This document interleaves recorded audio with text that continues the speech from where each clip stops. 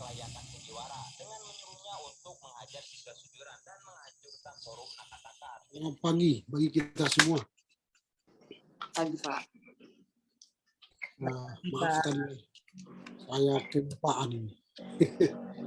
Asik tadi ngobrol sama anak-anak hingga lupa ada tugas kita hari ini. Itu di telepon tadi. Kalau tidak saya lupa terus.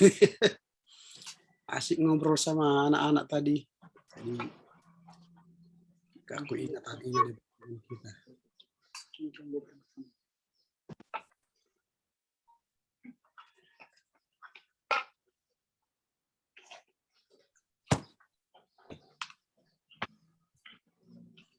Ini kan bukan ikannya, Pak. Ini keriuknya.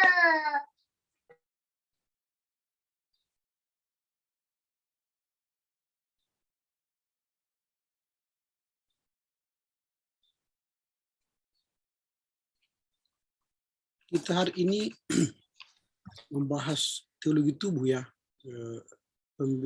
Penyajinya ini Erikson Januar. Apakah mereka udah bergabung? Erikson udah ya, Januar yang baru gabung.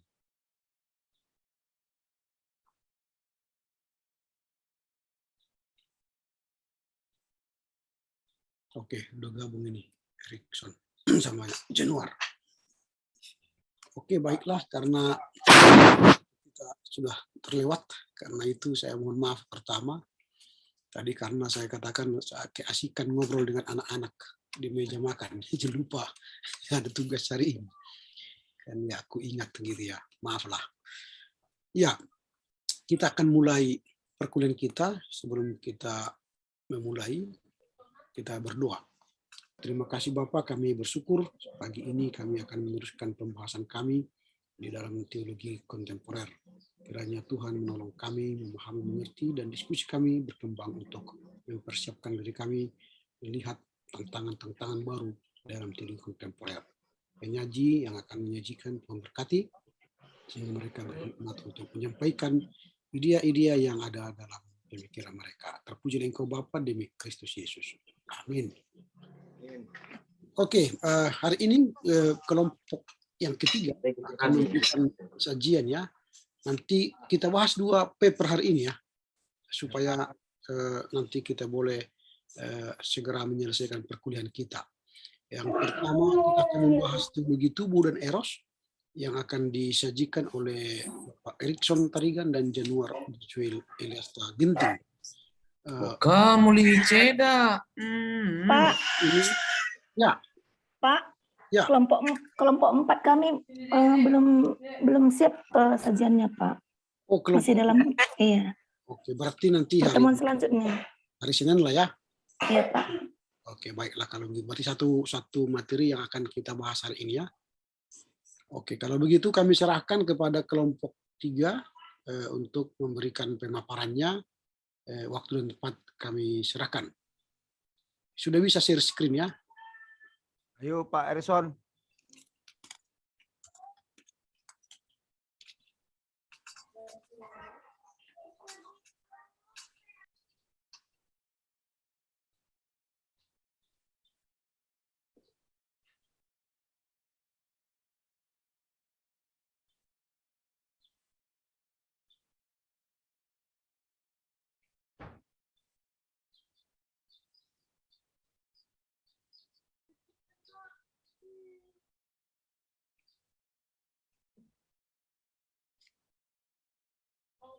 Apa sudah dapat dilihat teman-teman?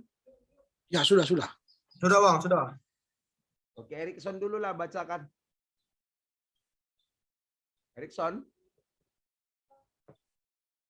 Ya Bang. Judulnya Teologi Tubuh dan Eros. Satu pendahuluan. Teologi adalah ilmu yang mempelajari tentang Allah, dan teologi bisa berkembang ke setiap disiplin ilmu.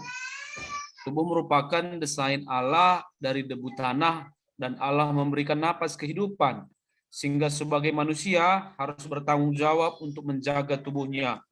Eros adalah kasih manusiawi dan ini sering dianggap lebih negatif sebagai nafsu birahi, seksualitas, dan sensual atau cinta tanpa makna rohani. Pada kesempatan kali ini kami sebagai penyaji akan mencoba memaparkan teologi tubuh dan eros. Semoga paper ini memberikan pemahaman bagi kita semuanya dan bisa bermanfaat bagi setiap pelayanan kita. Yang kedua, pembahasan. 2.1 pengertian teologia. Teologia berasal dari kata Yunani theologia secara sederhana yang diartikan ilmu yang mempelajari tentang Allah. Theos, Allah, logia, ilmu, pikiran. Dalam buku Millard J. Erickson dikatakan bahwa teologia adalah ilmu atau ajaran tentang Allah dan juga teologia dapat diartikan sebagai bidang studi yang berusaha untuk menyampaikan suatu pernyataan yang berhubungan secara logis tentang doktrin-doktrin iman Kristen, terutama berdasarkan Alkitab yang ditempatkan dalam konteks kebudayaan. Pada umumnya dikalimatkan dalam bahasa masa kini dan berhubungan dalam masalah-masalah kehidupan. Teologia juga dapat diartikan suatu studi mengenai Allah atau hakikat serta hubungan dengan manusia dan alam semesta ciptaan. Berteologia sama halnya dengan memikirkan dan mempercakapkan tentang Allah. Ketika kita telah bertutur kata mengenai Allah, maka kita sudah berteologia. Jadi dapat dikatakan bahwa teologia itu lahir ketika ada percakapan mengenai Allah. Mengapa Allah dipercakapkan? Karena pada dasarnya dialah yang menjadi sentral dalam berteologia. Dan kita percaya bahwa dengan menghadirkan keberadaan Allah lewat percakapan yang ada, kita merindukan sebuah terobosan jalan keluar dari masalah yang ada lewat gagasan teologi yang ada. Sehingga dapat dikatakan bahwa teologia tentunya berkembang tergantung kepada masa dan situasi yang dihadapi. Bila mana ada situasi yang menjadi pergumulan, maka setidaknya teologi yang baru akan lahir dan sangat relevan untuk menjawab permasalahan yang ada, sehingga dapat dikatakan bahwa latar belakang masalah yang ada membentuk suatu teologi yang baru untuk menjawab permasalahan tersebut. 2.2 pengertian tubuh. Terminologi tubuh mempunyai aneka macam arti dan makna jika ditinjau dari disiplin ilmu yang berbeda. Yang pertama, tubuh dalam tinjauan pribadi, yaitu tubuh merupakan otentik ciptaan Tuhan. Setiap manusia yang hidup di muka bumi ini dianugerahi Tuhan tubuh, sehingga wujud manusia adalah makhluk yang bertumbuh. Tubuh diletakkan Tuhan menjadi bentuk dan memiliki seorang manusia. Kepada tiap-tiap manusia, Tuhan memberikan kepercayaan untuk mendayagunakan tubuhnya. Yang kedua, tubuh dalam tinjauan perkawinan, tubuh laki-laki dan perempuan yang sudah masuk ke dalam ranah perkawinan, maka dengan sendirinya tubuh itu sudah mengalami persatuan yang erat antara suami dan si istri maupun dengan keluarganya. Yang ketiga, tubuh dalam tinjauan sosiologis. Manusia dilahirkan sebagai makhluk sosial. Setiap individu hadir menjadi sesama bagi yang lain dan saling membutuhkan serta saling berinteraksi. Interaksi itu dapat menciptakan suatu hubungan relasional, baik yang bersifat positif maupun sebaliknya. Tubuh dalam tinjauan teologis, tubuh telah diciptakan Allah dan diberikan secara istimewa menjadi milik pribadi setiap orang. Jadi, dalam tatanan fisiologi anatomi, mungkin orang dapat dengan mudah membedakan tubuh dan bukan tubuh. Tubuh bersinonim dengan badan, daging, fisik, jasad, jasmani, raga. Tubuh merupakan materi objek yang menunjukkan komposisi material manusia. Tubuh bukan sekedar onggokan daging yang mendekat di dalam diri seseorang, dan tubuh juga bisa menjadi alat sarana komunikasi. Tubuh manusia juga menjadi sebuah refleksi kritis yang menunjukkan pada kenyataan akan Allah yang tak terlihat itu. Tubuh menjadi penjelasan perkataan tentang Allah karena tubuh manusia adalah sebuah makna ilahi, karena dengan tubuh kita dan melalui tubuh sebagai manusia menampakkan secara nyata kehadirannya. 2.2.2 latar belakang munculnya teologi tubuh. Paulus II mengajak kita untuk kembali merefleksikan makna memiliki tubuh. Dalam ceramah dan audiensi, Paus menyuarakan kepada dunia agar memaknai kembali secara benar arti tubuh yang dimiliki manusia. Gagasan teologi tubuh lahir dari audiensi Paus, sehingga dari hari Rabu tanggal 5 September 79 sampai 28 November 84, mengapa gagasan teologi tubuh muncul pada tahun-tahun ini dalam masa kepemimpinan Paus Yohanes Paulus II? Karena gagasan tentang teologi tubuh sangat terkait erat dengan situasi dan kondisi zaman saat itu. Boleh dikatakan bahwa seruan Paus adalah sebuah ajakan untuk tidak berjalan sesuai dengan zaman yang mengiring mayoritas orang, tidak menjadikan tubuh sebagai sarana untuk menghayati kebebasan sejati manusia sebagai citra Allah. Gagasan kunci dari ajakan Paus melalui teologi tubuh ini ialah mencintai tubuh. Semangat ini persis ingin melawan semangat dunia yang memandang tubuh sebagai objek. Paus mengajak manusia untuk kembali pada gagasan awal penciptaan manusia oleh Tuhan. Penciptaan manusia adalah sebuah karya agung Allah. Ini berarti tubuh dan seksualitas adalah sebagai suatu yang baik adanya. Meski demikian, untuk memulai teologianya, Paus mengutip perkataan Yesus ketika menghadapi orang Farisi, Matius 19 ayat 1-8. Ketegaran hati orang-orang Farisi adalah alasan bagi Yesus untuk menjelaskan secara panjang lebar mengenai kisah ini. Perbincangan dan perdebatan dalam kisah ini, khususnya kalimat Ia menciptakan manusia sejak semula menjadikan laki-laki dan perempuan, mengantarkan masuk dalam sejarah penciptaan manusia dalam kitab Kejadian. Untuk menjawab ini, Paus memberikan 3 jawaban yang sangat komprehensif dan mendetail. Pertama, manusia harus kembali ke sumber utama iman, yakni kitab suci. Dalam hal ini, manusia menyadari tujuan asali penciptaannya. Kedua, manusia harus melihat kembali sejarah hidupnya setelah ia diciptakan. Ketiga, manusia harus menyadari sungguh akan tujuan akhir hidupnya. Oleh karena itu, adalah kewajiban manusia untuk memelihara, mencintai, dan mengembangkan demi suatu nilai ilahi yang menjadi tujuan akhir hidup. Jadi Paus mau menekankan agar manusia mensyukuri tubuh dan seksualitas sebagai anugerah Allah dan sesuatu yang melekat di dalam dirinya. Yang 2.2.3, paham Paulus mengenai tubuh Kristus. Hal yang menarik ketika kita bertanya mengenai konsep gereja yang berkesan sebagai tubuh Kristus, menurut Paulus, kita mempunyai pertanyaan, mengapa istilah ini yang dipakai? Dan dari mana Paulus mendapatkan istilah ini? Beberapa jawaban telah ditawarkan lebih dari bertahun-tahun, dan kebanyakan dari hal itu terlalu sedikit mendasar ke poin tersebut. Bermacam-macam percobaan sudah dicapai untuk memperoleh istilah dari sudut pandangan pengajaran Paulus yang sudah diuji. Tak satu pun dari hasil tersebut yang memuaskan, dan tak seorang pun dari mereka yang sungguh-sungguh menjelaskan mengapa istilah perempuan yang menunjukkan tubuh. Dengan sama-sama tak memuaskan, maka sebagai saran yang dapat kita munculkan adalah Paulus memperoleh istilah tersebut dari kata-kata pembukaan rahasia yang sangat menyenangkan. Di jalan Damaskus, sebagai pemberian catatan atas perbuatan Paulus, Saul, Saul, mengapa kamu menganiaya aku? Saya adalah Yesus yang kau aniaya. Ini tidak menyangkal mengakomodasikan pengaruh yang paling sedikit, sesuatu yang betul-betul berhubungan dengan badan hukum menonjolkan pikiran Paulus. Kita sudah menerima sepanjang teologi Paulus membentuk keseluruhan integritas.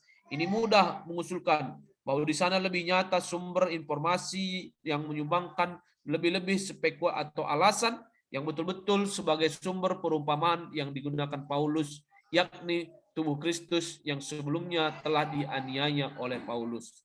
Pernyataan Paulus tentang gereja dapat digolongkan menjadi 3 dasar kiasan dalam Kristus, en Christu, tubuh Kristus, soma Kristu, dan bangsa Allah, laos Theu. Paulus mengembangkan ide mengenai soma Kristu dalam sifat karakter sebagai berikut. Yang pertama, Dalam salam Paulus kepada jemaatnya, tubuh Kristus telah ada lebih dahulu. Tubuh Kristus itu tidak datang menjadi ada oleh karena keputusan manusia dan penggabungan, tetapi sebuah kenyataan sebelum pemberian merek pertama yang memungkinkan. Melalui baptisan, individu di Kristen dipadukan menjadi tubuh Kristus yang sudah hidup. Baptisan bukan merupakan tubuh Kristus, tapi merupakan tempat atau wadah yang menghantar kita kepada tubuh dan ekspresi nyata dari kesatuan pertumbuhan gereja dalam Kristus. Pertama, yang dibaptis ditempatkan dalam tubuh Kristus, yang kenyataan dan kesatuannya ditetapkan oleh Kristus dan memberi kesaksian kepada satu baptisan oleh satu baptisan. Mengagungkan Kristus tidak ada tanpa tubuhnya atau gereja. Dengan demikian juga pengikut serta pada soma Kristus menunjukkan dirinya dengan tepat dalam kenyataan orang-orang percaya. Do you not know that your bodies are members of Christ? Apakah kamu tidak tahu kalau tubuh-tubuh kamu adalah anggota-anggota dari Kristus? Karena orang-orang percaya mencakup tubuh-tubuh mereka, totalitas semestinya kepada Tuhan mereka. Mereka dengan waktu yang bersama adalah anggota-anggota dari tubuh Kristus. Benar-benar bagi Paulus tidak ada tak bertumbuh, disalibkan, dibangkitkan. Jadi bagian tubuh Kristus baginya tidak dapat dibayangkan. Terus Bang. Dibayangkan terpisah dan pertemuan Allah dalam orang-orang percaya. Tubuh Kristus memainkan peranan yang cukup penting dalam eklesiologi Paulus. Dikatakan pula dalam Kolose dan Efesus, paham tubuh Kristus agak berbeda dengan pengertian yang terdapat dalam surat-surat lainnya, khususnya Roma 12 dan 1 Korintus 12. Yang menyolok ialah bahwa dalam Efesus dan Kolose kata soma artinya tubuh hampir selalu dipakai untuk gereja. Kecuali Efesus 5 ayat 8, Kolose 1 ayat 2, 2, 11 dan 13. Dalam Efesus 1 ayat 23 secara eksplisit dikatakan jemaat yang adalah tubuhnya. Begitu juga dalam Kolose 1 ayat 18, ialah kepala tubuh, yaitu jemaat. Ayat 24, untuk tubuhnya, yaitu jemaat. Di samping itu, kata tubuh dipakai tanpa keterangan sebagai ekuivalen untuk gereja.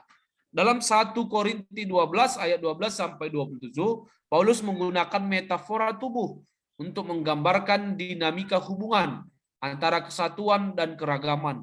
Paulus memulai argumentasi tentang perlunya keragaman dalam kesatuan dengan suatu pernyataan yang mengetahui baik aspek kesatuan dan juga aspek keragaman dari tubuh manusia. Tubuh mempunyai banyak anggota dan berbagai macam anggota tubuh. Meskipun banyak jumlahnya, merupakan satu tubuh. Gambaran tentang tubuh manusia ini kemudian diaplikasikan kepada komunitas iman sebagai tubuh Kristus, di mana jumlah anggotanya yang banyak adalah satu tubuh dan berfungsi bersama-sama dalam satu keharmonisan. Dalam kesatuan, keragaman diperlukan bukan saja untuk mempertahankan kekhasan dari setiap anggota komunitas, melainkan juga untuk memenuhi semua kebutuhan komunitas tersebut. Mekanisme dinamis dari satu tubuh dengan banyak anggota dinyatakan dalam ketergantungan dan hubungan timbal balik sebagai anggotanya. Anggota-anggota tubuh secara individu dan kolektif saling bergantung satu kepada yang lain. Keterhubungan satu anggota tubuh dengan anggota lainnya menuntut agar berbagai macam anggota tubuh berkoordinasi dan bekerja sama satu dengan yang lain dalam memenuhi tugas masing-masing. 2.2.4 Teologi tubuh Kristus menurut Roma dan 1 Korintus. Dalam surat Roma, Paulus menggunakan kiasan mengenai tubuh untuk mengajarkan bahwa karunia-karunia yang berbeda bisa dipakai di dalam satu jemaat. Ia membuat pembedaan yang jelas antara kesatuan dan keseragaman. Tubuh menggambarkan kesatuan jemaat. Dalam surat 1 Korintus, jemaat digambarkan sebagai tubuh. Tubuh manusia memberikan gambaran mengenai hubungan Kristus dengan orang-orang percaya. Gagasan mengenai tubuh Kristus ini menunjukkan betapa eratnya ikatan mempersatukan semua orang percaya. Tentunya yang dimaksud tubuh dalam konteks ini adalah jemaat setempat. Tapi hal ini penting mengingat adanya karunia-karunia rohani yang berbeda-beda yang sedang dinyatakan. Dalam 1 Korintus 12 ayat 12 sampai 13, gereja atau jemaat diumpamakan Paulus sebagai terdiri dari anggota-anggota yang masing-masing mempunyai peranan khas. Di dalam tubuh manusia ada banyak anggota-anggota yang masing-masing mempunyai peranan khas. Di dalam tubuh manusia ada banyak anggota dan anggota-anggota itu bersatu justru karena termasuk bagian tubuh yang satu itu. Demikian juga dalam jemaat Kristen. Banyak orang yang berbeda-beda asalnya dipersatukan menjadi anggota. Orang pribumi bersekutu dengan orang asing. Orang kecil bersekutu dengan orang besar. Tidak ada lagi pembedaan ras atau status di dalam jemaat. Tubuh yang dimaksud Paulus bukan hanya suatu kumpulan orang seperti dalam pemakaian kata badan untuk badan pekerja harian dan sebagainya, melainkan menyebut tubuh Kristus dan orang-orang Kristen merupakan anggota-anggota Kristus, yaitu anggota tubuhnya yang disebut jemaat Kristen. Oleh karena jemaat merupakan satu tubuh, orang-orang percaya harus menjadi anggota yang seorang terhadap yang lain. Menjadi anggota mencakup beberapa segi, seperti halnya anggota badan, anggota jemaat masing-masing mempunyai tugas sendiri. Tugas-tugas itu saling melengkapkan. Dengan demikian, anggota-anggota saling menolong. Mereka didorong oleh satu kemauan, satu kasih, sehingga menjadi sehati, sepikir. Dalam Roma 3 ayat 3 sampai 5, kita dapat melihat beberapa hal yang diuraikan Paulus sebagai berikut. 1. Jemaat bersatu di dalam Kristus. Kesatuan itu adalah kesatuan dalam kepelbagaian. Para anggota jemaat hanya saling melayani. Masing-masing anggota harus menekuni pelayanan serta karunia yang sendiri. Kita tidak salah dalam kesimpulan kita sejauh ini bahwa dalam Roma dan 1 Korintus hanya tentang gereja yang dibicarakan sebagai tubuh dan bukan Kristus sebagai kepala. Tetapi terutama dengan rasa hormat terhadap konsep kepala dapat ditampilkan dengan mudah dari tulisan-tulisan Paulus yang ada kepada kita. Paulus secara berulang berbicara mengenai kepala dalam sebuah perumpamaan tanpa memikirkan tentang tubuh. Allah adalah kepala Kristus. Kristus adalah kepala setiap laki-laki. Suami adalah kepala dari istri. Ini bukanlah untuk mengucapkan bahwa Kristus adalah tubuh dari Allah. Dan setiap laki-laki, Kristus dan juga suami adalah kepala dari istri sebagai tubuh mereka.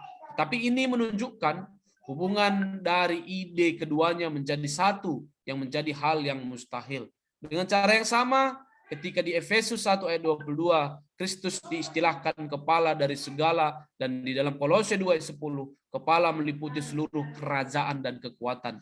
Ini bukan berarti bahwa segala sesuatu, seluruh aturan dan kekuatan adalah juga tubuhnya.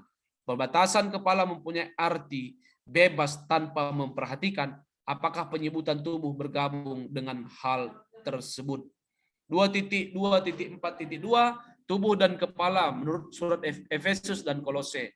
Dalam surat Efesus dan Kolose, Paulus menggunakan kata tubuh dan kepala. Istilah kepala mengandung makna tentang kuasa, pemerintahan, wewenang. Kiasan kepala dan tubuh menyatakan keutamaan Kristus dan kesatuan orang-orang Kristen selaku milik Kristus. Untuk menyatakan bahwa tubuh yang dimaksud adalah tubuh Kristus, menunjukkan jemaat sebagai tubuh Kristus. Paulus memberikan pandangan bahwa dalam Efesus 1 ayat 22 dapat kita lihat ada dua hal terkandung pikiran, yakni pertama bahwa Kristus adalah kepala segala yang ada, kedua bahwa ia diberikan kepada jemaat sebagai kepalanya. Dengan perkataan lain, kedua pikiran yang terpisah dalam surat Kolose tentang Kristus sebagai kepala semua pemerintah dan penguasa dan sebagai kepala tubuh, yaitu jemaat, dan Kolose 1 ayat 18 dalam surat Efesus 1 ayat 22 dihubungkan menjadi satu pikiran. Sungguh pun demikian, keduanya menjelaskan suatu gambaran sendiri, yang mana yang pertama lebih menekankan kuasa Kristus atas segala yang ada, dan yang kedua lebih menekankan hubungannya yang mesra dengan jemaat. Dan keduanya adalah menunjukkan gambaran Yesus Kristus sebagai kepala. Selain daripada tubuh Kristus, jemaat dalam nats ini disebut sebagai kepenuhan atau pleromanya yang memenuhi semua dan segala sesuatu. Ungkapan ini beberapa kali kita temukan dalam surah Efesus. Dalam pasal 3 ayat 19, Paulus katakan bahwa maksud atau tujuan dari berdaya Kristus dalam jemaat sebagai kepala adalah supaya mereka dipenuhi di dalam seluruh kepenuhan Allah. Dan dalam pasal 4 ayat 7, Paulus menjelaskan bahwa kepada jemaatnya Kristus telah dianugerahkan berbagai kasih karunia, supaya dengan jalan itu mereka dapat mencapai kedewasaan penuh dan tingkat pertumbuhan yang sesuai dengan kepenuhannya. Pikiran Paulus ini juga dapat kita lihat dalam Kolose pasal yang kedua, bahwa jemaat telah dipenuhi di dalam Dia yang adalah kepala dari semua pemerintah dan penguasa. Penggunaan kiasan Paulus tentang tubuh semakin berkembang dalam surah Efesus dan Kolose, yang mana di sini eklesia disamakan dengan tubuh Kristus. Suatu konsep kristologis yang lebih khusus diperkenalkan. Jelas bahwa Kristus sebagai kepala mengendalikan jemaat. Dia yang paling utama. Kristus sebagai kepala ditekankan secara khusus sebagai unsur yang mempersatukan. Lagi pula, proses menjadikan satu di dalam satu tubuh dikatakan telah dilakukan melalui salib yang mengatasi permusuhan orang-orang Yahudi dengan orang-orang non-Yahudi dengan merobohkan tembok pemisah, yaitu perseteruan. Pengembangan kiasan tentang tubuh diterapkan pada jemaat, khususnya menekankan segi universalnya. Kiasan tentang tubuh menjelaskan bahwa kepala berbeda dengan tubuh, Kristus berbeda dengan jemaatnya, karena masing-masing anggota jemaat berada di dalam Kristus, maka keseluruhan anggota didiami oleh Kristus. Kiasan tentang tubuh memperlihatkan bahwa dalam pemikiran Paulus, jemaat tidak terpisah dari ajarannya mengenai pribadi atau oknum Kristus. Ia tidak pernah berpikir tentang jemaat tanpa memikirkan hubungan dengan kepalanya. Selain itu, Paulus juga mempunyai analogi yang lain yang menggambarkan hubungan antara jemaat dan Kristus. Analogi tersebut misalnya hubungan antara suami dan istri, bagaimana sikap yang harus diperlihatkan oleh suami dan istri dalam pernikahan mereka. Untuk suami, jika ia mengasihi istrinya, maka dia mengasihi tubuhnya, dirinya, dagingnya. Juga Kristus memelihara dan menghargai gereja untuk kita sebagai anggota-anggota dari tubuhnya. 2.3 Eros, dilanjutkan Bang Januar. Udah capek kamu. Ya, 2.3 Eros, ya 2.3.1. Apa itu Eros? Dalam kekristenan, kasih adalah salah satu kata yang sering menimbulkan kesalahpahaman. Kata ini oleh sebagian orang Kristen sering dipahami secara dikotomis sebagai kasih ilahi atau agape dan kasih manusia atau eros. Keduanya sering dibedakan secara ketat, terpisah dan bertentangan satu dengan yang lain. Yang satu dianggap baik, sementara yang lain dianggap buruk. Kasih ilahi atau agape sering dianggap lebih positif sebagai kasih yang sejati dan mulia. Sebaliknya, kasih manusia atau eros sering dianggap lebih negatif sebagai nafsu birahi, seksualitas yang sensual, atau cinta tanpa makna rohani apapun. Pemahaman dikotomi seperti ini berakibat sangat buruk bagi orang Kristen karena pengagungan terhadap yang satu biasanya berakibat pelecehan terhadap yang lain. Konsep kasih yang begitu agung dapat menjadi sesuatu atau tidak berarti sama sekali. Seperti dikatakan Mildred B. Weinkopf, it has lost its mooring and stands for what I want, a most deceptive concept and despotic tyrant. Agustinus, salah satu arsitek besar kekristenan, adalah teolog yang sangat berminat terhadap topik kasih. Pemahamannya tentang kasih sangat alkitabiah karena secara umum ia selalu berusaha membangun teologi dan hikmatnya dengan referensi Alkitab yang dipercayainya sebagai firman Allah. Menurut bahasa Yunani, ada 4 kata untuk kata kasih atau cinta. Agape adalah kasih yang tak bersyarat.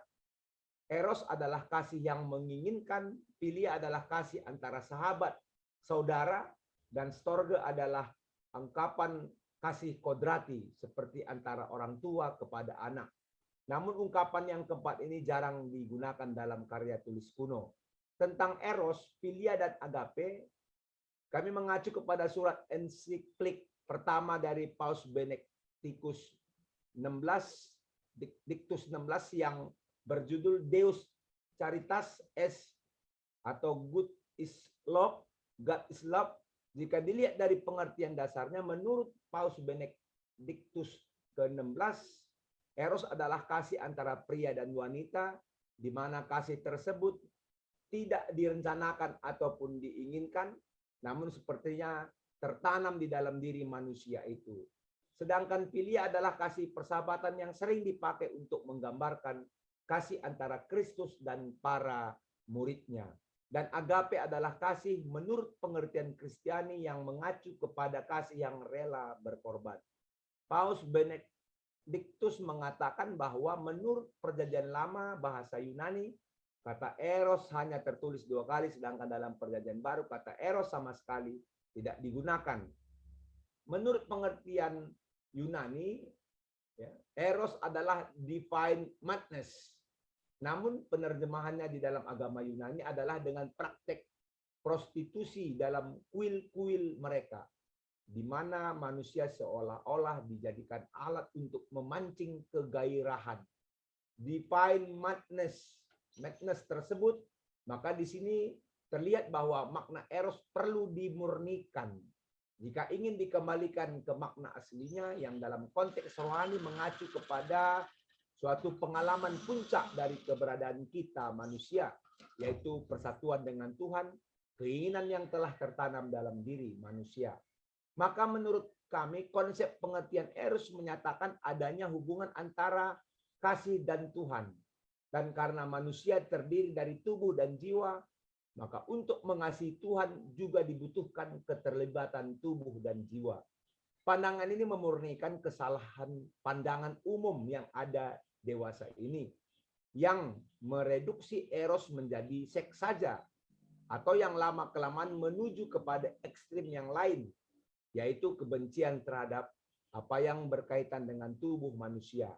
Iman Kristiani tidak mengajarkan demikian, sebab manusia memang terdiri dari tubuh dan jiwa yang spiritual, dan untuk dapat mengasihi Tuhan diperlukan jalan eros yang menanjak menuju Tuhan, yang melibatkan penyangkalan diri, pengorbanan, pemurnian, dan pemulihan. 2.3.2. Eros adalah energi kehidupan. Setidaknya ada 2 teolog yang secara tersurat menulis mengenai hal tersebut, yaitu Nindio Sasongko dan James D. Whitehead. Nindya Sasongko menulis eros dalam karyanya Api Jiwa, Spiritualitas untuk Jemaat. Kurang lebih ia mengatakan bahwa eros adalah inti dari hasrat. Sasongko menunjukkan bahwa eros dan spiritualitas tidak dapat dipisahkan. Eros akan menjawab mengapa manusia memiliki kehausan akan Allah. Eros mendorong manusia untuk mengarahkan dan mendekatkan manusia dengan Allah. Eros adalah gairah yang mendorong manusia untuk mencurahkan semua pikiran dan hati. Eros adalah rumah energi kehidupan. Eros adalah penggerak jiwa. Tanpa eros, kehidupan tidak menjadi hidup. Kehidupan hanya seperti mayat berjalan, tidak ada tujuan maupun target. Tidak ada lagi yang berbicara mengenai emosi dan afeksi. Terakhir, Sasongko menegaskan bahwa tanpa eros tidak ada dorongan untuk memperbaiki diri sendiri, sesama, dan alam. Dalam karyanya Holy Eros, Pathways to a Passionate God, Whitehead juga mengatakan eros adalah pusat energi kehidupan. Ia menerangkannya menggunakan bahasa yang puitis. Eros adalah energi kehidupan yang membuat matahari dan bunga saling bersentuhan. Manusia saling bersentuhan satu sama lain. Sentuhan itu tidak terjadi dalam waktu singkat, namun sampai akhir hayat. 2.3.3. Eros, sisi lain dari koin cinta. Eros adalah pilihan gemilang untuk cinta. Eros adalah respon manusia yang tegas, penuh gairah, provokatif terhadap karunia kasih Allah yang tanpa pamrih dan tanpa syarat untuk ciptaannya. untuk mengeksplorasi kelangsungan hidup, eros sebagai konsep yang akan digunakan dalam agama Kristen pada abad ke-21, kita akan menyajikan koin cinta dua sisi untuk kekristenan. Untuk melihat kedua sisi cinta koin, pertama-tama kita harus mengalihkan perhatian kita ke sisi depan koin yang diwakili oleh agape ilahi. Sisi depan koin yang didefinisikan oleh agape sangat penting dalam memahami bahwa dengan kasih seperti itu sangat penting bagi kita untuk mengetahui mengapa kasih Allah bagi kita memanggil jawaban. Ada dua sisi untuk setiap koin. Bagian depan wajah dan bagian belakang ekor. Dalam memahami metafora dari koin cinta menegaskan bahwa agape ilahi mewakili sisi depan koin. Seperti dalam kasus sebagian besar mata uang dan koin, orang dapat mengidentifikasi orang atau gambar di wajah mata orang. Seperti dalam kasus sebagian besar mata uang dan koin, orang dapat mengidentifikasi orang atau gambar di wajah mata uang sejak munculnya kekristenan pada abad pertama. Agape telah menjadi wajah operse dari Allah kasih bagi orang-orang Kristen yang telah berusaha untuk menanggapi agape ilahi seperti yang disajikan dalam Perjanjian Baru. Agape ilahi tidak diragukan lagi, telah meninggalkan jejaknya pada sejarah manusia sebagai terlihat dalam narapor Injil tentang Yesus dari Nazaret. Bab ini akan membuka kecakapan proaktif dan ekstensif dari kasih Allah bagi umat manusia melalui agape ilahi. Christopher Peter Lindstrom dalam sebuah jurnal Reimagining Eros, Dare to Fall in Love with God mengatakan akan mengusulkan bahwa Eros diwakili di sisi berlawanan dari koin cinta. Pengakuan Uskup Agustinus dari Hippo telah sangat mempengaruhi orang Kristen. Teolog reformasi, orang Kristen teolog. Reformasi dan pasca reformasi di Barat terus mempengaruhi penulis di abad ke-21. Ketika membedakan antara artinya mencintai dan cintai oleh Allah. Agustinus dalam pengakuan terus-menerus bergulat dengan apa yang dia memahami sebagai kasih Allah bagi kita dan upaya kita yang sering sia-sia untuk menanggapi kasih Allah. Ungkapan ini berbicara tentang kasih Allah bagi kita yang mengalir di atas dan melebihi melalui kita dan beberapa kali disebut dalam Alkitab. Para bapak patristik dan skolastik bergulat dengan ambiguitas frase tersebut. Kasih Allah khususnya Thomas Aquinas, mereka memutuskan bahwa ada 3 kemungkinan makna untuk frase. A. Kasih kita kepada Allah. B. Kasih Allah bagi kita. Atau C. Cinta itu ilahi atau dari Tuhan. Cinta yang berasal dari Tuhan yang didefinisikan sebagai agape ilahi. Eros untuk menyampaikan bentuk kasih kepada Tuhan, tetapi Blepin mengatakan menghadapi masalah besar. Dalam hal ini ada sedikit bukti untuk mendukung penggunaan kata ini atau turunannya, baik dalam Perjanjian Baru atau dari mayoritas teolog Kristen dan patristik Bapa. Bagian ini akan menyajikan argumen pro dan kontra untuk eros dan diakhiri dengan mengundang pembaca untuk membayangkan kembali penggunaan eros sebagai istilah yang saling melengkapi dan dapat diterapkan dalam dialog kami dan diskusi dalam menggambarkan tanggapan kita terhadap agape ilahi. Bagi teolog Karl Barth, kasih untuk memuncak dalam pengalaman manusia dan adalah terpenuhi di dalam Yesus. Hanya melalui masuknya Roh Kudus ke dalam ciptaan manusia. Kehidupan manusia dan hubungan manusia dapat eros diatur dengan benar. Eros memberi umat manusia kesempatan untuk merenungkan dan mengungkapkan bentuk cinta yang mewakili sifat manusia kita karena berkaitan dengan pikiran dan emosi kita dan menyamakan bagaimana kita terlibat dalam hubungan dengan sesama manusia. 2.3.4. Pemahaman yang lebih luas tentang eros. Orang Kristen sering salah memahami eros dan memberikan istilah sejumlah nada-nada religius negatif. Istilah Yunani untuk eros tidak selalu berarti seksual. Dalam bahasa Yunani Homeric, semiotik, eros termasuk nafsu makan untuk makanan. Konsep memasukkan perasaan Zeus untuk Hera dan wanita panah. Selain itu, eros memerlukan keinginan untuk menangis, menari, serta berperang konsep eros yang lebih luas ialah menghaluskan perbedaan dalam motivasi manusia yang tidak dapat dihaluskan oleh definisi yang lebih sempit. Kata benda eros mempengaruhi apa yang secara harfiah paru-paru dianggap sebagai kursi sensasi seperti yang dipikirkan dalam budaya Yunani. Plato membuat perbedaan antara eros spesifik dan generik.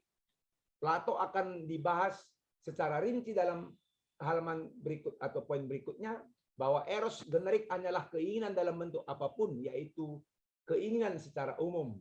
Eros spesifik adalah cinta yang penuh gairah dan intens yang terkait dengannya, tetapi tidak secara eksklusif hasrat seksual yang diturunkan ke kasus-kasus untuk eros generik. Teolog Ibrani Nicola Abel Hirschig memberikan definisi untuk eros, yaitu pragmatis, praktis, dan teologis. Eros adalah gagasan tentang kekuatan yang mengikat bersama unsur-unsur keberadaan manusia serta fisik melalui seks, secara emosional melalui cinta, dan secara mental melalui imajinasi. Eros 4 huruf yang tidak diucapkan dalam Perjanjian Baru. Eros telah menjadi kata bandel bahwa para penulis Perjanjian Baru, patristik bapa, teolog, cendekiawan, dan pemimpin Kristen sebagian besar mengabaikan selama 2 milenium pertama kekristenan. Teolog Peter Black mengatakan, mungkin catatan awal tentang asal-usul dan fungsi eros dalam tradisi Yunani kuno yang bervariasi dan membingungkan, jelaskan kecurigaan dan penolakan eros yang tersisa di tradisi etika Kristen. Secara historis, penulis Helenis pra-Kristen khususnya penggunaan eros liberal dan provokatif Plato dalam simposiumnya menciptakan hambatan bagi penulis abad pertama. Tidak adanya eros dalam Perjanjian Baru dengan hanya satu negatif referensi oleh Rasul Paulus mencerminkan cara di mana eros dipahami pada abad pertama dan seterusnya. Bukti minimal dalam tulisan-tulisan dari patristik mengenai subjek eros berbicara banyak mengenai pengaruh dan dampak dari para filsuf dan teolog Helenis pra-Kristen. Andreas Nygren dan Karl Barth abad ke-20 telah seolah-olah menentang penggunaan eros. Nygren mengamati bahwa eros menggambarkan paganisme, hasrat seksual manusia, dan cinta platonis dan dihormati. Kasih agape adalah bentuk sejati dari kasih Kristiani. Teolog eros Barth telah sangat mempengaruhi kekristenan modern. Itu adalah perspektifnya bahwa eros dipandang sebagai rakus keinginan, intensifikasi yang rakus, dan penguatan penggasan diri alami untuk menjadi kontras dalam kasih Kristen. Untuk memulai menandatangani kembali eros, kita harus membayangkan eros sebagai tanggapan kita untuk agape Allah. Selama berabad-abad, para teolog telah merugikan dalam cara mereka memiliki skandal eros berbeda dengan agape, yaitu para teolog secara historis menahan diri dari menggunakan eros. Teolog Mark Doty menunjukkan bahwa keinginan bukanlah musuh kita. Seolah-olah keinginan adalah musuh kita, bukan kekuatan yang dapat disucikan yang mengikat kita ke dunia. Dapat diyakini bahwa bagian dari kita yang menginginkan, yang mencintai, yang merindukan perjumpaan dan koneksi fisik dan psikis, dan dengan segala cara lain juga merupakan bagian dari kita yang tahu sesuatu tentang Tuhan. Dengan kata lain, keinginan bukanlah jahat, sama seperti uang bukanlah jahat, melainkan caranya di mana kita mengakses dan memanfaatkan keinginan yang menciptakan perhatian teologis. Semiotik eros 2.3.6. Kekristenan sering dikaitkan eros sebagai penanda eros yang berkaitan dengan manusia. Seksualitas dengan pemahaman eksplisit terhadap hubungan seksual. Dapatkah budaya dan stigma Kristen tentang penanda untuk eros ditandatangani kembali? Penandatanganan kembali eros adalah signifikan dalam cara kita menanggapi agape ilahi. Agape ilahi mengungkapkan milik Tuhan gairah tanpa pamrih dan mencakup segalanya untuk penciptaan dari kejadian sampai wahyu, dari yang pertama Adam dan untuk Adam kedua Yesus. Eros direpresentasikan sebagai objek baru yang ditandai yang berasal dari penanda agape.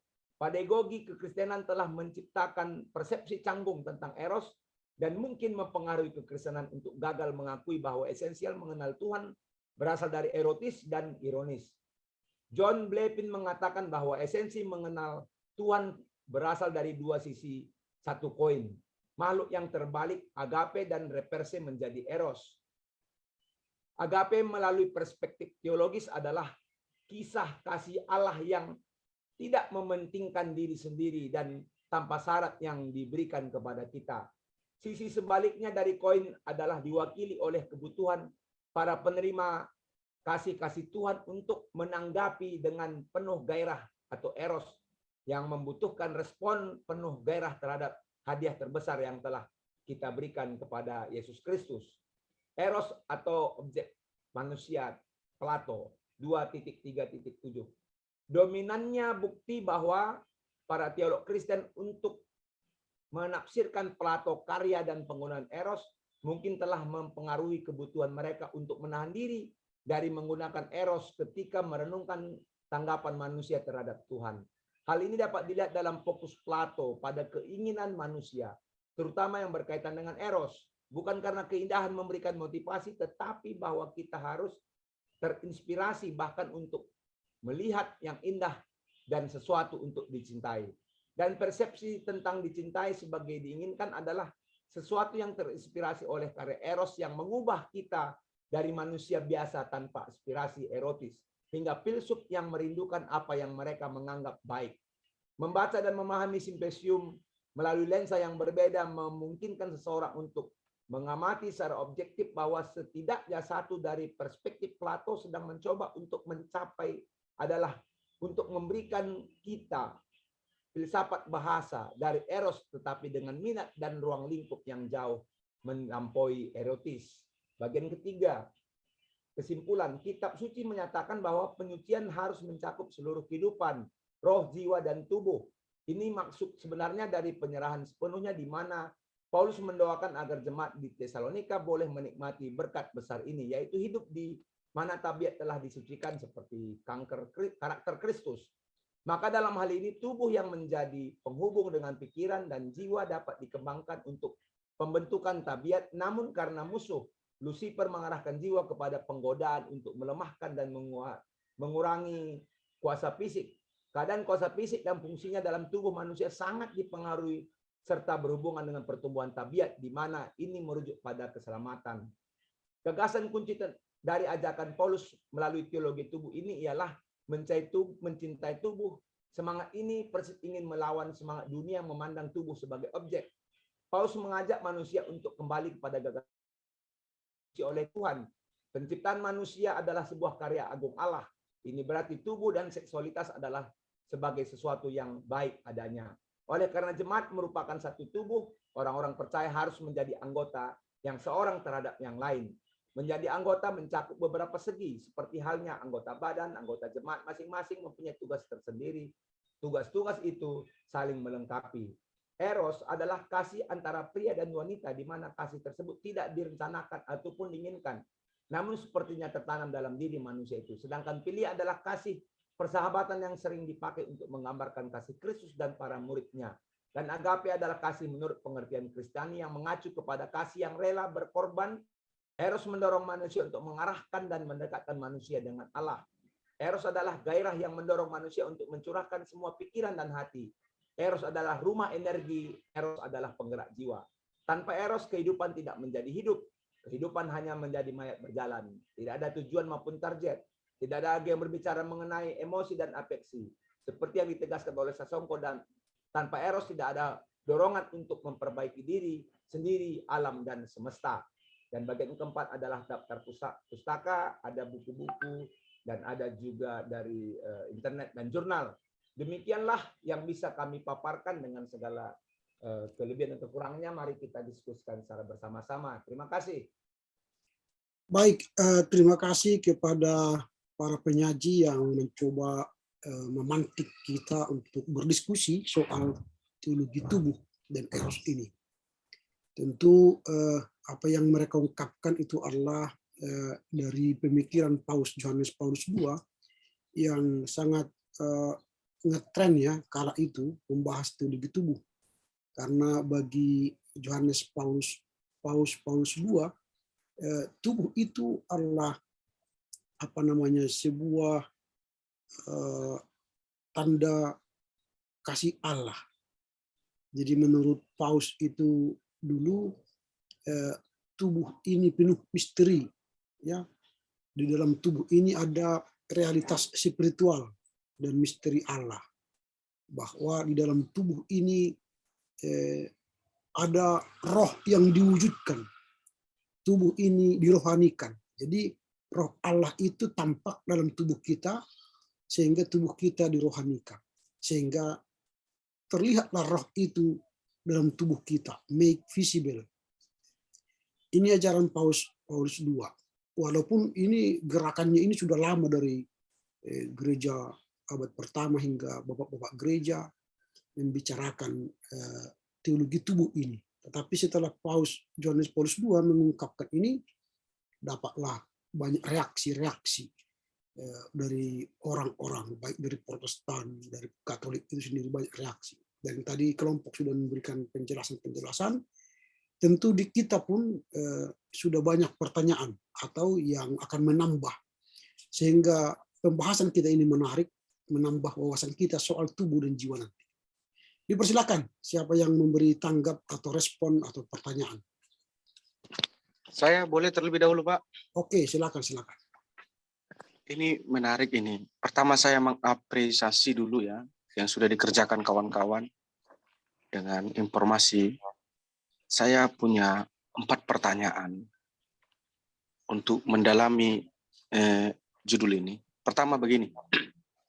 Dalam hemat saya teologi tubuh muncul akibat adanya praktek memperlakukan tubuh secara kejam seperti pembunuhan, mutilasi, trafficking, penjualan organ-organ tubuh manusia atau transparansi, perbudakan manusia, dan pelacuran.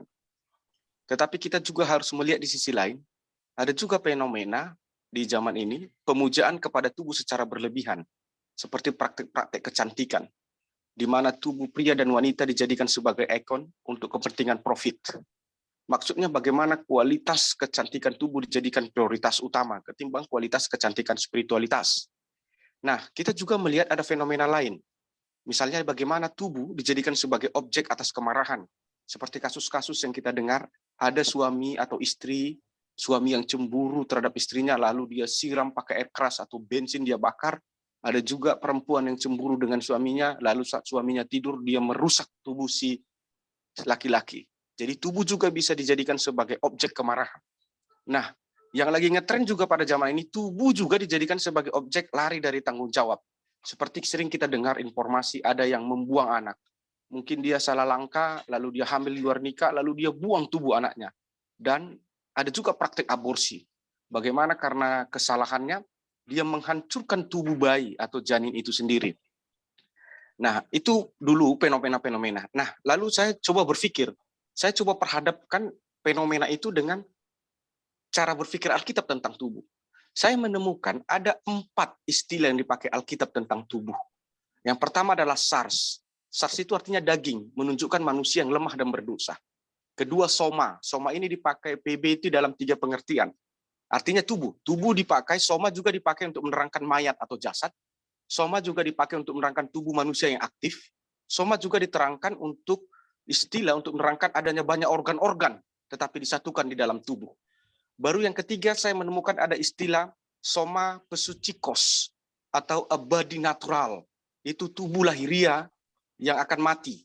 Lalu ada juga istilah soma pneumatikon atau a body spirituality, yaitu tubuh rohani atau tubuh pasca kebangkitan, atau ini tubuh yang kata si Paulus akan masuk ke sorga. Nah, pertanyaannya adalah, menurut saudara, ketika kita berbicara teologi tubuh, terms mana yang kita sedang bicarakan? Apakah tubuh dalam arti sarx, atau tubuh dalam arti soma, atau tubuh dalam arti soma psikos, atau tubuh dalam arti soma pneumatikon? Pertanyaan kedua, ini yang menarik ya. Ini agak relevan dengan konteks kita sekarang. Menurut saya, dalam era kontemporer, sering terjadi kontroversi pemikiran antara paradigma seni manusia dengan paradigma Alkitab mengenai tubuh.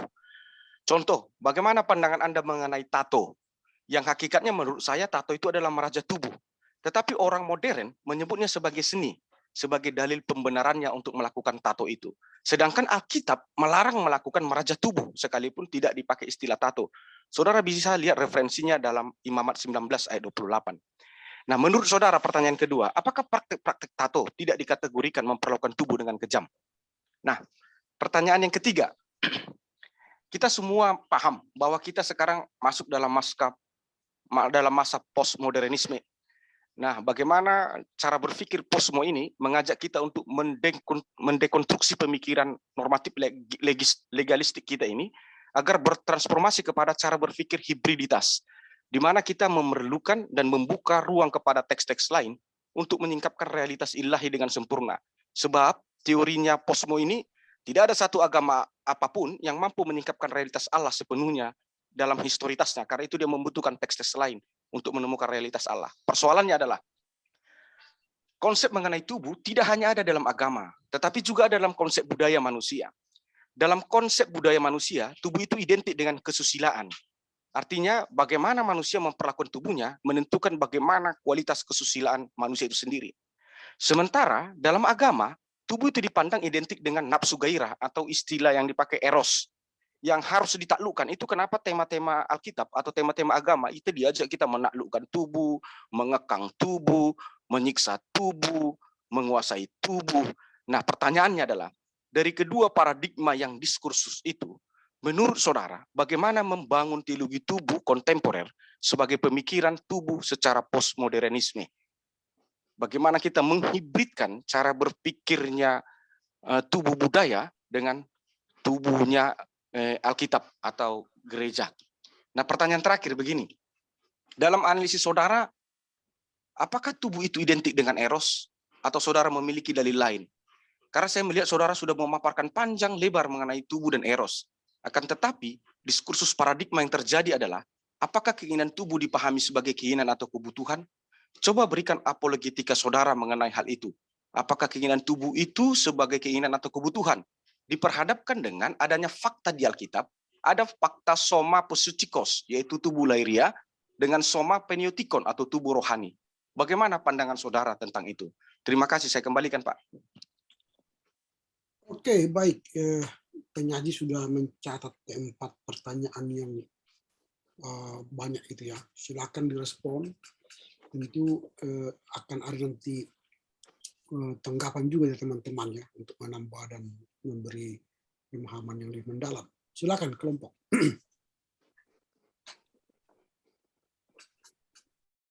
Baik, mana Erikson dulu? Aku dulu Bang. Ya, silakan deh. Ntar ya Bang, lagi nangis pula si bos kecil ini. Oke. Oke, terima kasih kepada Bapak dosen, begitu juga kepada Bang Ewen yang telah memberikan tanggapan, masukan, begitu juga pertanyaan terhadap sajian kita di pagi hari ini. Yang saya tangkap melalui pertanyaan abang ini, yaitu ada 4 tadi. Teologi tubuh yang mana kita bicarakan atas SARS, yaitu tubuh sebagai SARS, tubuh sebagai soma, tubuh sebagai soma suchikos, tubuh sebagai pneumatikon. Dalam hemat kami ataupun dalam hemat saya nanti ditambahi Bang Januar, di dalam era sekarang ini keempatnya ini dibicarakan. Kalau menurut saya keempatnya soma SARS dan soma suchikos dan pneumatikon ini dibicarakan karena kenapa saya katakan demikian? Karena di dalam kita hidup kita juga membicarakan kedagingan.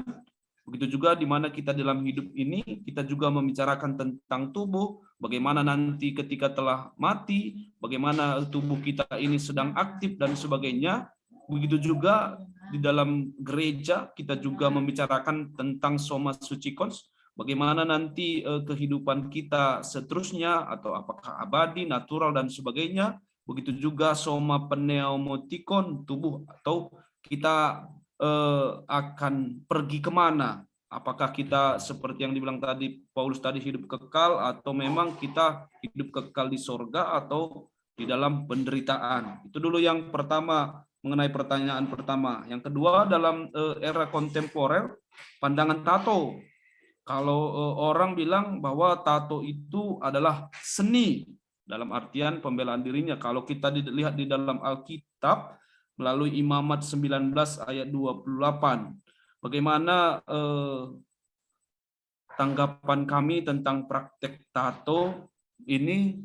Kalau nanti ditambahi Bang Januar lagi, kalau saya katakan apa yang dikatakan di dalam Imamat 19 ayat 28 tentang tato ini, saya rasa itu sudah menyalahi, karena memang benar apa yang Tuhan telah ciptakan melalui kita, itulah yang terbaik.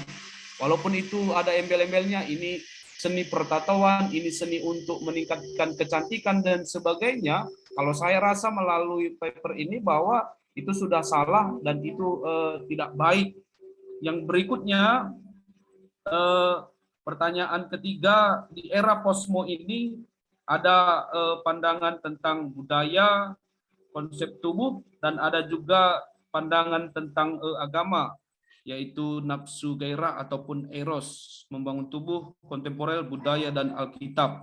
Menurut kami bahwa kedua ini juga perlu dibicarakan, bagaimana juga kita juga harus menjaga tubuh kita, tapi di dalam era ini, dalam era posmo, bagaimana firman Tuhan, bagaimana agama harus menerangi budaya itu, seperti yang dikatakan ini ke budaya. Richard Niebuhr juga katakan bahwa ya firman Tuhanlah yang menerangi tentang semuanya. Apakah salah di dalam memperlakukan tubuh, apakah salah di dalam melakukan hubungan eros dan sebagainya, itu juga harus diterangi dengan dasar kita. Seperti yang dikatakan tadi, latar belakang munculnya teologi tubuh ini, Paulus juga mengingatkan bahwa kita kembali apa dasar kita diciptakan sebagai tubuh kita ini, dan untuk apa tubuh kita ini dipergunakan. Itu dulu yang ketiga. Yang keempat, apakah tubuh kita identik dengan eros,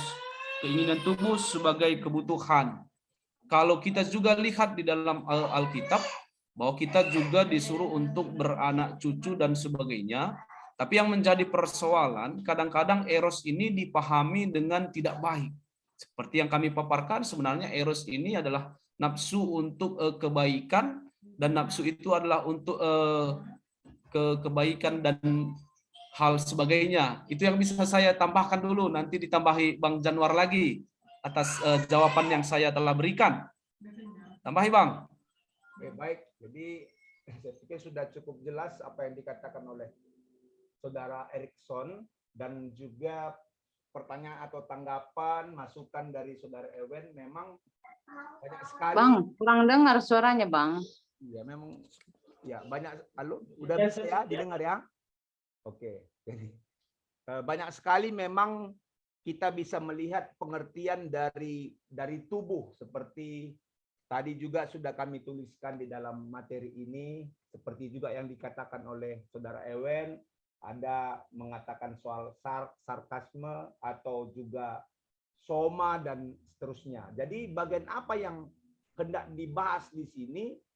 Sebenarnya bagian yang hendak dibahas di sini adalah bagian yang menyeluruh dari anggapan-anggapan yang ada tentang tubuh. Bahkan ini lebih banyak juga dibicarakan oleh ahli filsafat, ya, ada Immanuel Kant, ada Descartes dan seterusnya. Tetapi sebagai satu kesatuan tubuh, seperti yang dikatakan oleh Saudara Ewen, bukan hanya berbicara tentang tubuh secara badani, tetapi seperti yang dikatakan oleh Paus, bahwa tubuh tidak menjadi materi belaka, ya, dia bukan hanya menjadi materi belaka, tetapi Paus mengatakan bahwa manusia ada sebagai pribadi dalam kesatuan antara tubuh dan roh, ya. Itu yang dikatakan oleh Paus, bahwa adanya kesatuan antara tubuh dan roh, sehingga dengan demikian ini dikatakan oleh Paulus, tubuhmu adalah bait Allah. Sehingga dari sini Paus II mengungkapkan banyak banyak muncul memang reaksi-reaksi atau juga berbagai pandangan dari hal tersebut oleh para filsuf. Ya, tubuh dirohanikan sehingga tubuh itu harus sesuatu yang dijaga. Nah, kedua, mungkin barangkali juga ditambahi kami, ketika kita berbicara mengenai tubuh, ya, ada di situ dikatakan Ewen tadi, sisi lain pemujaan tubuh yang berlebihan, ya, kualitas tubuh yang utama lebih daripada kualitas rohani. Memang ini juga yang ingin diperdalam oleh para filsuf dan teolog dalam tubuh ini, bahwa tidak hanya ya hal yang kecantikan saja atau menjadi menjadi objek pemuasan atau untuk keuntungan saja, tetapi juga kita harus menjaga kualitas hakikat dari tubuh itu sebagai hal yang rohani, ya. Itu yang sehingga kualitas rohaninya itu harus juga kita berikan ke dalam tubuh. Ya, jadi ini menantang juga setiap pembicaraan yang lain, karena ada dalam satu sisi dualisme tentang tubuh, ada yang antara tubuh, ada yang antara roh, tetapi kemudian sebenarnya ini merupakan suatu hal yang tidak terpisahkan. Lantas dikatakan tadi, menurut saudara ketika kita, ini tadi yang dibicarakan, bagaimana pandangan tentang tato? Ya, tadi sudah dijelaskan oleh oleh Erikson. Kalau berbicara tentang tato, memang sampai saat ini tidak ada dogma atau kredo yang mengatakan bagaimana tentang tato, apakah ini dilarang atau sebaliknya. Tetapi dari Perjanjian Lama, Imam 1928 jelas tadi dikatakan bahwa kita tidak boleh merusaki tubuh kita. Ya, kita tidak boleh merusaki tubuh kita. Walaupun dalam zaman kontemporer sekarang ini, orang mengatakan bahwa kita tidak lagi di bawah hukum Perjanjian Lama, ya. Tidak lagi di bawah hukum Perjanjian Lama, ini dalam Roma 10:4, Galatia 3 ayat 23 sampai 25, ya. Tapi kenyataan pernah adanya larangan mengenai tato ini seharusnya membuat kita bertanya, Perjanjian Baru sendiri tidak berbicara apa-apa, tetapi dalam etikanya, saya pikir, ya, dalam etikanya, maka sepanjang itu sebenarnya lebih baik banyak atau lebih sedikit baik atau buruknya, tentu ini berpulang kepada kita sendiri. Tetapi kalau kita mempelajari tentang materi kita, ada hal yang baru di sini kita lihat bahwa loh, itu sebenarnya suatu hal yang kurang baik. Karena apa? Karena tubuh kita juga ada rohnya, ada sisi nilai rohaninya, bukan hanya dari sisi duniawinya saja. Ya. Berikutnya, ya, ini juga berhubungan dengan menyiksa tubuh. Ya.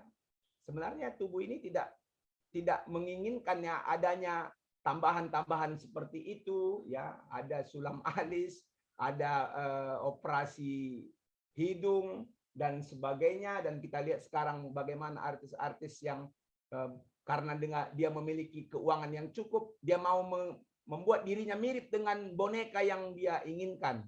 Dari satu sisi secara teologi, kalau kita melihat ke dalam Alkitab, itu suatu yang tidak baik sebenarnya, tapi merupakan suatu hal yang tidak ada kredo untuk melarangnya, saya pikir. Tapi mungkin ini juga bisa kita lebih jauh bicarakan, ya. Jadi bagaimana mensinkronkan tubuh, ya, di dalam suatu budaya sekarang ini, ya, memang kita melihat bahwasanya ada tuh kalau ditambahi oleh dalam jawaban Erikson tadi, bahwa kalau melihat, atau mungkin saya salah menangkap karena tidak terlalu banyak menulis dari apa yang dikatakan Ewen, tetapi tubuh dalam budaya ini adalah sesuatu yang sakral. Ada satu organ tubuh yang harus dijaga, kata Paulus, supaya tidak menjadi konsumsi publik atau membuat orang berdosa. Dan ini harus dijaga betul-betul, ditutup betul-betul, ya, sehingga dengan demikian kesucian tubuh itu juga dapat kita lakukan. Ya, jadi itu yang bisa saya tangkap, ya, Wen. Jadi karena belum saya kutip semua tadi pertanyaannya, barangkali bisa kita lanjutkan Atau sudah dijawab oleh Erikson? Terima kasih. Baik.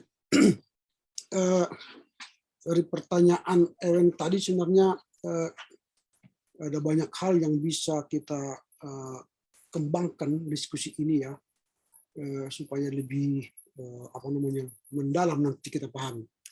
Sebelum saya serahkan ke yang lain, supaya kita fokus dulu soal teologi tubuh yang disampaikan oleh Paus Yohanes Paulus II ini menarik memang, sehingga nanti kita bisa mengembang ya kemana-mana, termasuk dari pertanyaan-pertanyaan yang disampaikan oleh Ewen tadi. Bagi Yohanes Paulus II itu sebenarnya teologi tubuh itu secara kata pendeknya ialah kita mencintai tubuh. Karena tadi Ewen sudah melihat fenomena bahwa tubuh itu sudah dirusak dengan berbagai eksploitasi, dengan berbagai cara, bahkan sudah dijadikan objek. Tubuh itu sudah dijadikan objek komersial dan sebagainya. Jadi Paus melihat fenomena itu, maka dia berkata, mari kembali mencintai tubuh. Nah, bagaimana mencintai tubuh? Maka dia katakan tubuh itu adalah alat komunikasi. Nah, bagaimana kita berkomunikasi ke orang lain, maka tubuh ini digunakan. Nah, selain alat komunikasi manusia dengan manusia dan Tuhan, tubuh ini juga dipakai Tuhan menjadi penampakan Allah yang terlihat menjadi Allah yang kelihatan. Itu makanya sering kita mengajarkan kepada anak-anak, orang tua adalah Allah yang kelihatan. Itu akibat penghargaan tubuh bagi Paus Yohanes Paulus II. Dia kembali ke sana, mengajarkan tubuh ini sebagai penampakan Allah. Nah, lalu dia mengaitkan tubuh itu soal seksualitas. Itu makanya tidak ada eros ya. Nah, jadi tubuh ini ada kaitannya dengan seksualitas. Berarti antara laki dan perempuan supaya ini menjadi indah harus menyatu.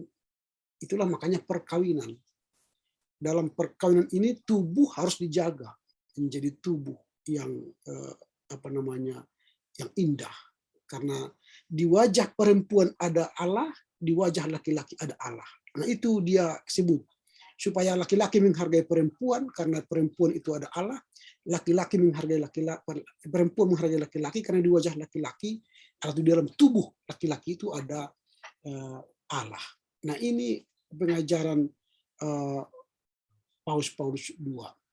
Bahkan secara sederhananya teologi tubuh ini yang disampaikan oleh Paus ini adalah 3 hal sebenarnya paling besar. Yang pertama, supaya manusia bisa mencintai Allah tadi, manusia harus kembali ke sumber utama iman, yakni kitab suci, bahwa manusia diciptakan, Allah menciptakan manusia. Yang kedua, kita harus kembali ke sejarah hidup, bahwa kita diciptakan.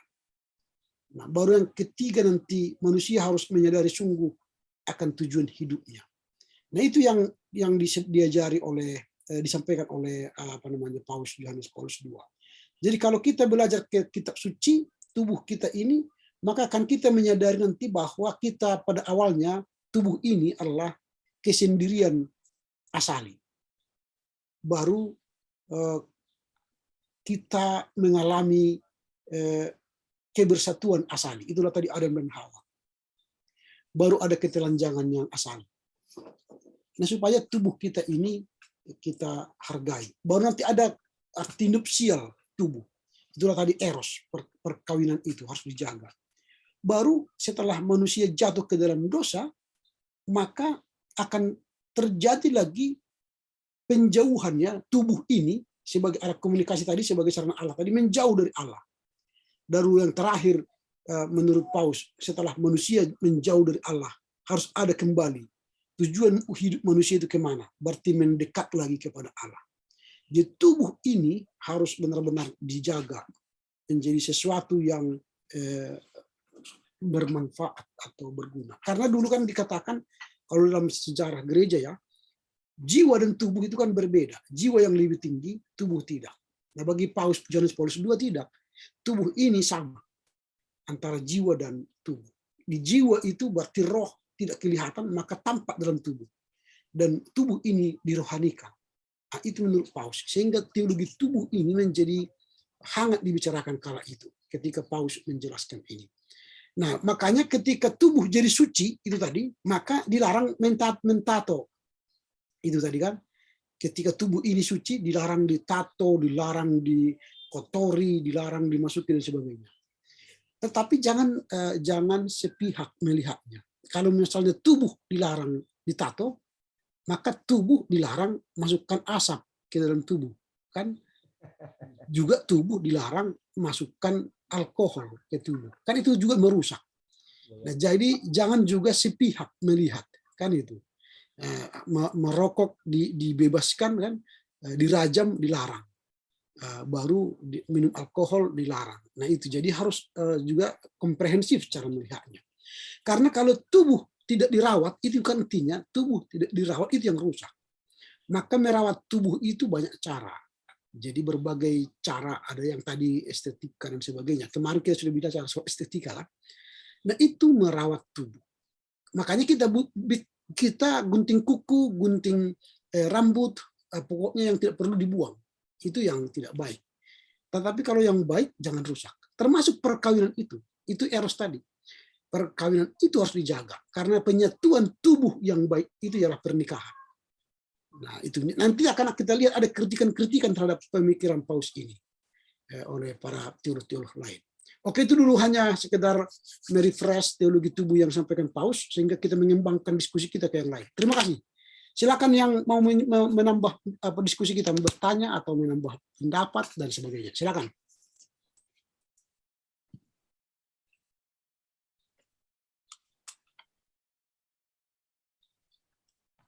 Atau udah cukup? Jangan dipaksa loh. Iya. Karena Ewen sudah membabak tadi kan. Iya. Nah, ada lagi kira-kira? Kalau sudah cukup nggak apa-apa, jangan dipaksa. Barangkali, Pak.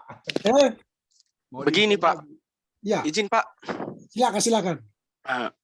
Pertama, saya nggak ingin diskusi ini jatuh kepada skeptisme, itu yang pertama. Ya. Kedua, kita memang perlu mendengar apa kata Paus, tapi menurut saya apa yang dikatakan Paus bukan wahyu yang tanpa salah. Ya. Karena dalam hemat saya begini, teologi tubuh ini, kalau kau perhadapkan dengan apa yang dikatakan Yesus dalam Matius 26 ayat 41, Yesus berkata begini, berjaga-jagalah dan berdoalah, supaya kamu jangan jatuh ke dalam pencobaan. Roh memang penurut, tetapi daging lemah. Lalu saya coba sarikan itu Pak, saya abstraksikan. Jadi menurut Yesus, soma, saks itu adalah lemah. Asthenes dalam bahasa Yunani-nya itu atau weak dalam bahasa Inggrisnya. Dan menurut Yesus, pneuma atau spirit atau roh itu adalah kuat. Dia adalah protomos atau willing kalau dalam bahasa Inggris. Dan Yesus memberikan argumentasi untuk menyeimbangkan tubuh dan roh ini, solusinya hanya satu, proskomai atau pray atau berdoa. Nah, sedangkan apa yang dikatakan Paus, dia tidak memberi, dia seolah-olah mengeneralkan begitu saja antara soma psikos itu dengan soma pneutikon itu, tanpa ada satu jembatan yang menghibridkan. Kalau Yesus kan dihibridkannya, Pak. Yesus mengasih solusi. Yesus bilang, berdoa adalah cara untuk menghibridkan soma psikos itu dengan soma pneutikon itu.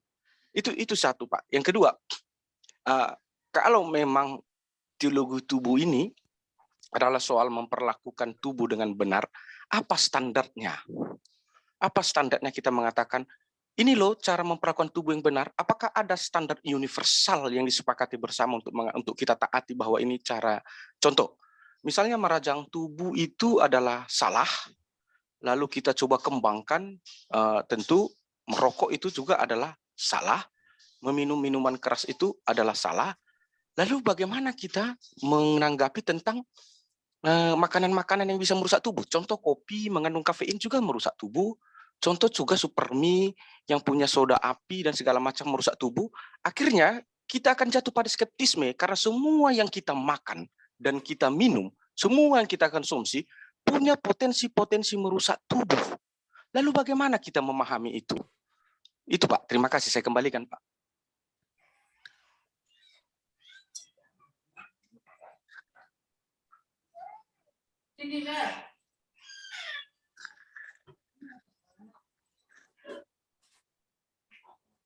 Nggak dengar Pak, nggak ada. Nggak ada suaranya, Pak. Sorry.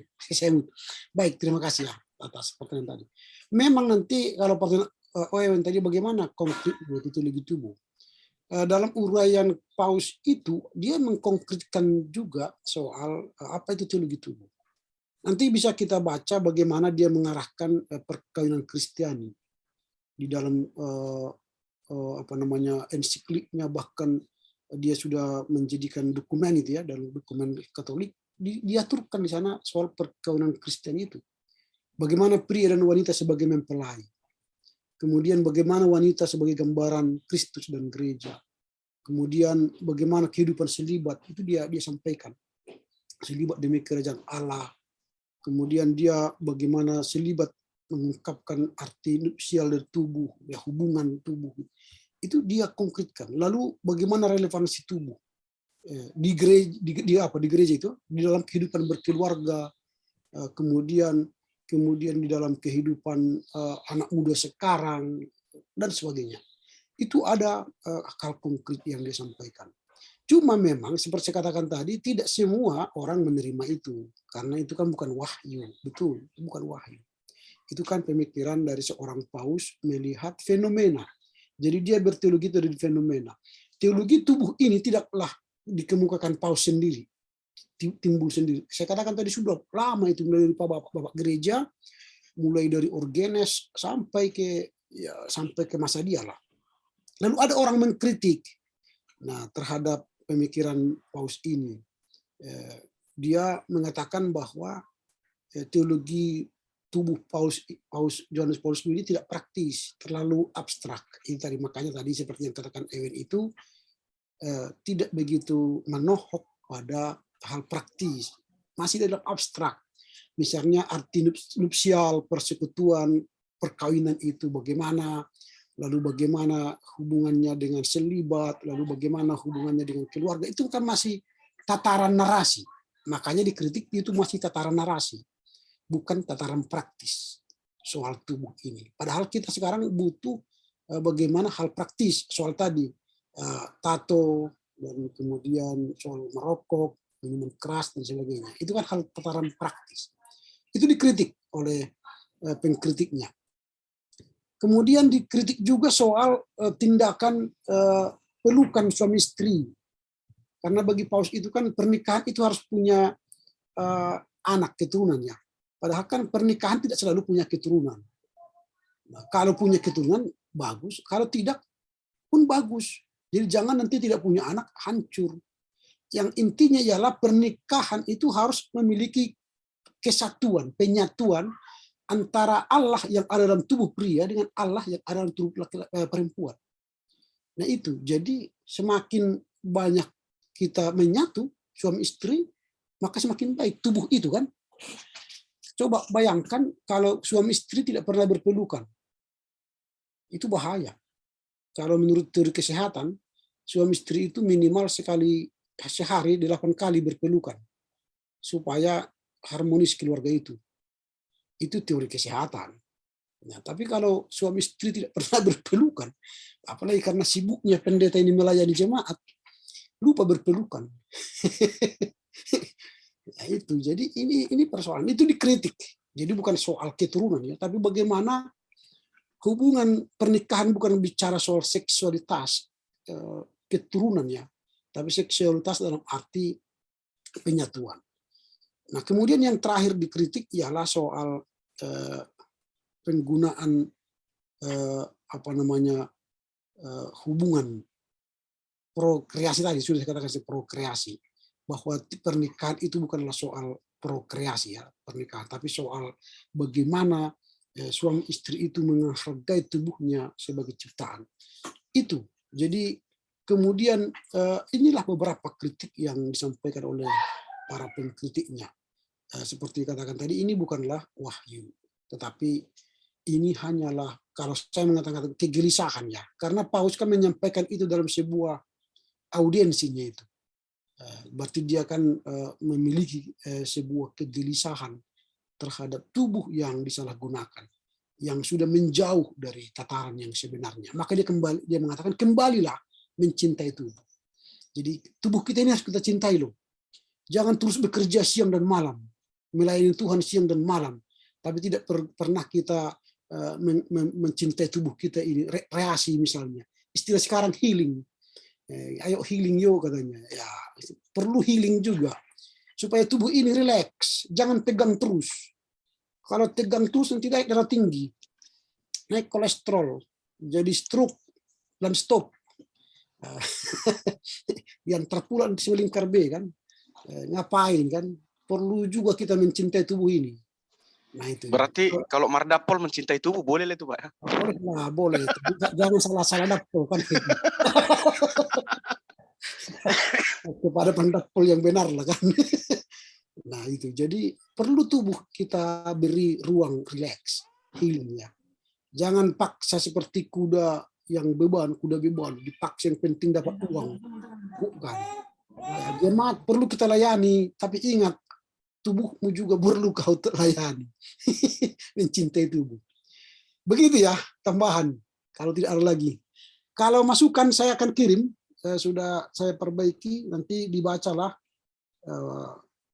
bagaimana cara membuat tulisan yang benar gitu ya. Oke ya? Ya Pak. Oke. Jadi kuliah kapan lagi Pak? Hari Senin. Berarti langsung 2 maju Pak? Ya, kalau bisa 2 langsung hari Senin boleh. 45 Pak ya, kelompok Ya, 45. Ya, Oh boleh. ya. Siap Pak, siap Terima Pak. kasih ya. Ya, Ya, Pak. Siap Pak. Baiklah kalau begitu karena itu lagi tubuh Pak Januar Healing yang ini, di Pak. bawah. Mau healing. Doakan Bang Iwan nggak merokok lagi. Itu tataran praktis itu. Enggak tataran konseptual itu ya Pak ya. Hybrid. Oke, silakan. Oke, terima kasih buat Bapak dosen kami dan juga rekan-rekan yang telah memberikan masukan bagi kami sehingga akan lebih baik atau menyempurnakan sajian ini untuk diperbaiki. Dan juga ya healing perlu juga ini ntar lagi ya. Kalau ada silakan, dan kita menutup dalam doa, kita berdoa. Terima kasih Tuhan atas berkat-Mu bagi kami. Kami telah mempelajari teologi tubuh dan eros, bahwasannya tubuh kami adalah bait Allah yang harus kami jaga sehingga nilai jasmani dan rohani terkandung di dalamnya. Dan juga berkati kami semua yang telah memberikan masukan dan perhatian dalam pertemuan ini, terlebih bagi Bapak dosen kami. Biarlah Bapak dosen kami terus diberkati oleh Tuhan beserta dengan adik-adik kami dan seluruh keluarga. Kami akan berpisah dari pertemuan ini, sertai kami sehingga kami boleh bertemu kembali di Senin yang akan datang dengan 2 makalah atau sajian yang akan kami bahas. Terima kasih Bapak, di dalam nama Yesus kami berdoa. Amin. Amin. Terima kasih Pak. Makasih Pak, kasih Bang Januar, Bias ate, jua-jua. sama Bang Tarigan. Terima kasih. Dan live ya. Izin keluar, Sri. Jua-jua.